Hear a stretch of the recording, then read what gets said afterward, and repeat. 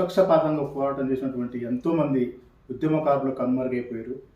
అలాంటి వ్యక్తులను నేటి సమాజానికి పరిచయం చేయాలనే ఉద్దేశంతో మనం ఈ కార్యక్రమం ప్రారంభించడం జరిగింది.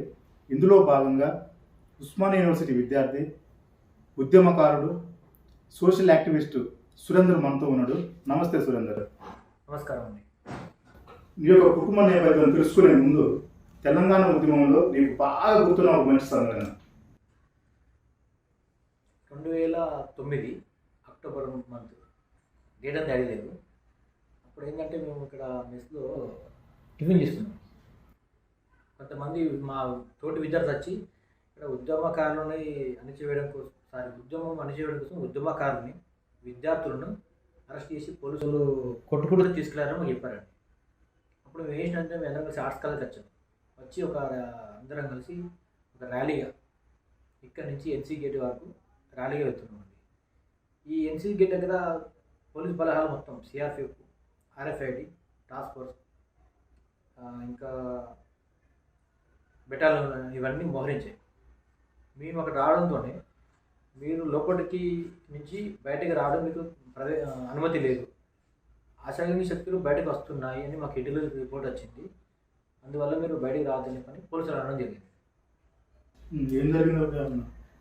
అప్పుడు మేమేంటంటే మేము అసాంఘిక శక్తులు అంటే మేము ఏమైనా నక్సలెట్లమ్మా, ఏంటి టెర్రరిస్టమా, మేము మా రాష్ట్రం మేము కోరుకుంటున్నాము, మా తెలంగాణ రాష్ట్రం మాకు రావాలి అనే ఉద్దేశంతో మేము బయటకు వెళ్తాము, ర్యాలీకి వెళ్తాం, శాంతియుతంగా వెళ్తాం అంటే వాళ్ళు పోలీసులు వద్దన్నారు.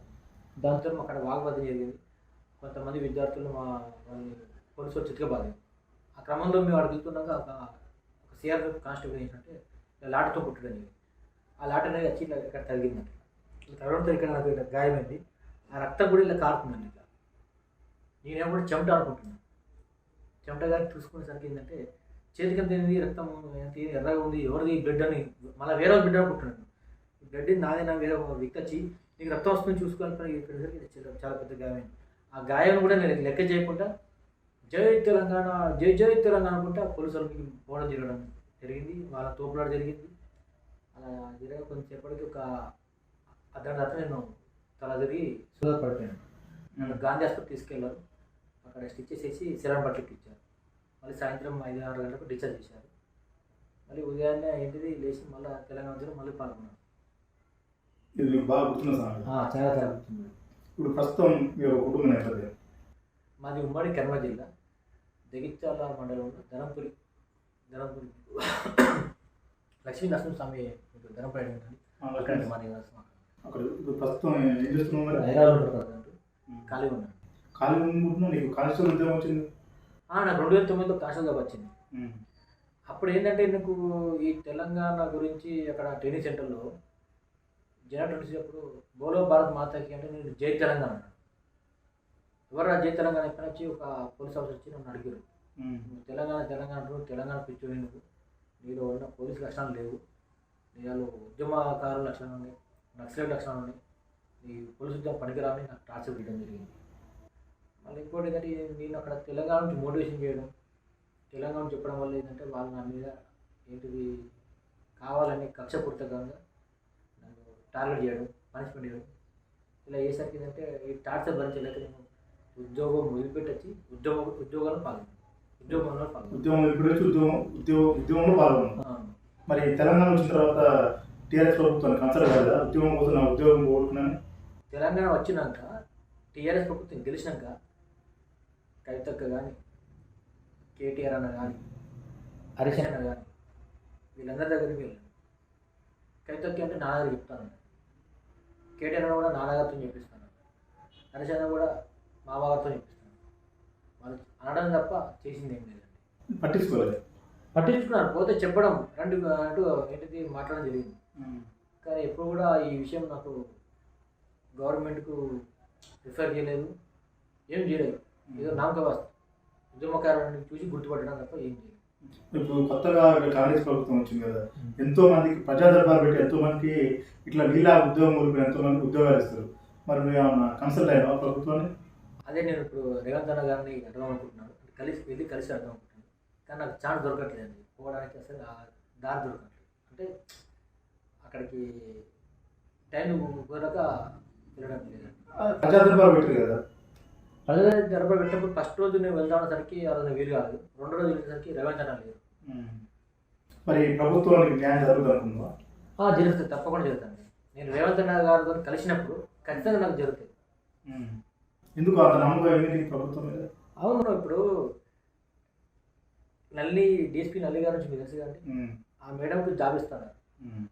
అసలు ఆ జాబ్ ఆమెకి ఇంట్రెస్ట్ లేక నేను అది చేయను అన్నది. నాలాంటి వ్యక్తులు చాలామంది ఉన్నారండి, వాళ్ళకు కూడా ఇంట్రెస్ట్ ఉన్నారు. వాళ్ళకి ఇస్తారని నమ్మకం నాకు ఉంది, వాళ్ళకి ఇస్తారని నమ్మకం ఉంది. టీఆర్ఎస్ ప్రభుత్వానికి అదే బీఆర్ఎస్ ప్రభుత్వానికి వ్యతిరేకంగా బాగా ప్రచారం చేసినట్టు ఈ మధ్య కాలంలో. అవును, ఎందుకు నీకు అంత కోపం ఏంటి బీఆర్ఎస్ ప్రభుత్వం మీద? బీఆర్ఎస్ ప్రభుత్వం అనేది ఒక పిచ్చి తుగ్గుల పరిపాలన అండి. ఎందుకంటే చెప్పగలుగుతూ ప్రజలందరూ ఎంతో సంక్షేమం జరిగిందని ప్రజలు అనుకుంటారు, ఆ నాయకులు చెప్తున్నారు పిచ్చుతుల్లో పాలన ఎట్లా చెప్తానండి. ఇప్పుడు ప్రజలు అనుకుంటున్నారు ఒకటే, ఊళ్ళలో పోతే ఎవ్వరు కూడా ఓటు వేయలేదు. సిటీలో డెవలప్మెంట్ పని ఏదో ఓటేసారు తప్ప సిటీలో ఉన్న పబ్లిక్ కూడా బీఆర్ఎస్ అంటే ఇష్టం లేదు. ఇప్పుడు ఇంకోటి ఏంటంటే మొట్టమొదటిగా ఈ పిచ్చి పరిపాలన ఎందుకంటే ఫస్ట్ నెంబర్ ఇంటింటికి ఉద్యోగం ఉండాలి. ఇంటింటికి ఉద్యోగం ఇవ్వాలంటే ఉద్యోగులు ఖాళీ ఉండాలి. ఖాళీ ఉండాలంటే పదవి విరమణ వయసు ఉండాలి.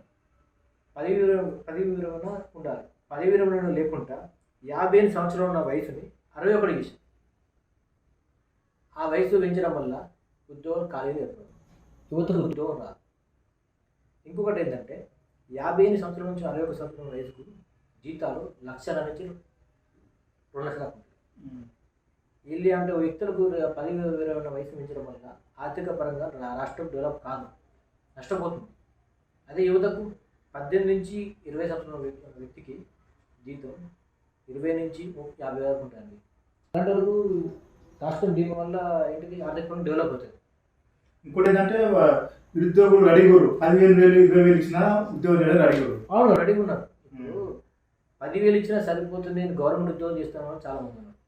వీళ్ళకు లక్షలు ఇచ్చి ఉద్యోగం చేయించేవారు. వాళ్ళకి బీపీలు ఉంటాయి, షుగర్లు, thyroid, heart attack, liver fatty ఉంటుంది, కిడ్నీలో స్టోన్, అన్నీ బలహీన పడిపోతారు. ఇప్పుడు ఒక వ్యక్తి ఉరకాలన్నా ఉరకలేడు, కూర్చుంటే లేవలేడు, లేస్తూ కూర్చుంటాడు. అలాంటి వ్యక్తులకు ఏంటిది ఆఫీసులలో ఈ పోలీస్ స్టేషన్లో ఉద్యోగాలు ఇవ్వంటే చేయమంటే ఎలా ఇస్తారంటే చేయలేదు కదా. ఇది పిచ్చితులు పరిపాలన. ఇంకా ఇంకా ఈ ఒక్క సంఘటన కోసమే నువ్వు ప్రభుత్వం వ్యతిరేకంగా పోరాటం చేసినా? ఇప్పుడు కేజీ టు పీజీ అన్నారు. ఏం కేజీ టు పీజీ ఉన్న నోటిఫికేషన్ గ్రూప్ నోట్ ఇచ్చారు. మన పేపర్ లీకేజ్, గ్రూప్ 2 పేపర్ ఏం ఎగ్జామ్ పెట్టారు. గ్రూప్ 3కి బయోమెట్రిక్ లేకుండానే ఎగ్జామ్ రాపించారు. ఏ ఒక్క నోటిఫికేషన్ సరిగ్గా ఇవ్వలేదు. 2014 నుంచి 2024 10 సంవత్సరాలు అనమాట. ఎన్ని నోటిఫికేషన్ ఇచ్చారు? ఏ నోటిఫికేషన్ ఇచ్చారు? ఏమి ఇవ్వలేదు. అది అంతకంటే ముందు ప్రతి 2 ఇయర్స్కి ఒకసారి నోటిఫికేషన్ ఉండేది. పోలీసు కానీ, గ్రూప్ 1 కానీ, గ్రూప్ 2 కానీ, గ్రూప్ 3 కానీ, గ్రూప్ 4 కానీ, విఆర్ఓ కానీ, పంచాయత్ సెక్రటరీ కానీ, చాలా డిఎస్సి కానీ, బీడీ ఇంకా ఆరోగ్యశ్రీ 102 అలా కానీ చాలా ఉద్యోగాలు ప్రవేశపెట్టారు. ఈ పిచ్చి దూకుడు పరిపాలన వచ్చి ఒక్క 2014 నుంచి 2020 వరకు ఒక్క నోటీస్ సరిగ్గా ఇవ్వలేదు. ఇచ్చిన అన్ని కేసులు కోర్టు దాకా వెళ్ళడం, ఆ కోర్టులో ఏంటిది ఆగిపోవడం. ఇప్పుడున్న ప్రభుత్వం ఇవన్నీ ఉద్యోగాలు నోటిఫికేషన్ ఇస్తా అనుకుంటున్నా. ఈ ఇప్పుడున్న ప్రభుత్వం సాల్వ్ చేస్తుంది. గత నోటిఫికేషన్ ఇంకా ఫిల్ కాలేదు. ఆ నోటిఫికేషన్ సాల్వ్ చేసి ఏంటి కొత్త యువతకు ఉద్యోగాలు ఇస్తారు. తప్పకుండా సంపూర్ణ నమ్మకం ఉంది కాంగ్రెస్ ప్రభుత్వం మీద. అవును, తప్పకుండా. ఇంకా నీకు తెలంగాణ ఉద్యమం ఇంకా బాగా గుర్తుంది? ఇంకేమైనా సంఘటన గుర్తున్నాయా? సంఘటన గుర్తుందంటే చాలా ఉద్యమాలు పాల్గొన్నాను. ఒకసారి ఏంటంటే ఇక్కడ ఆర్ట్స్ కన్నా కదా ఒక వేణుగోపాల్ అనే వ్యక్తి చనిపోయారు. పెట్రోల్ కోసం తగలబడి మొత్తం తగలబడిపోతే చాలామంది విద్యార్థులు అందరూ వచ్చారు. వచ్చి ఏంటి చూసి ఏంటంటే ఆ డెడ్ బాడీని చూసి అందరూ ఏడుస్తున్నారు. మేము కూడా ఏడుస్తున్నాం, కలపోటు లేదు అవుతుంది. అరే ఎందుకు ఇంత ఈ ఉద్యమం తెలంగాణ ఉద్యమం ఎందుకు చనిపోయిందంటే అప్పుడు తెలంగాణ ఉద్యమం కొంత గ్యాప్ వచ్చింది.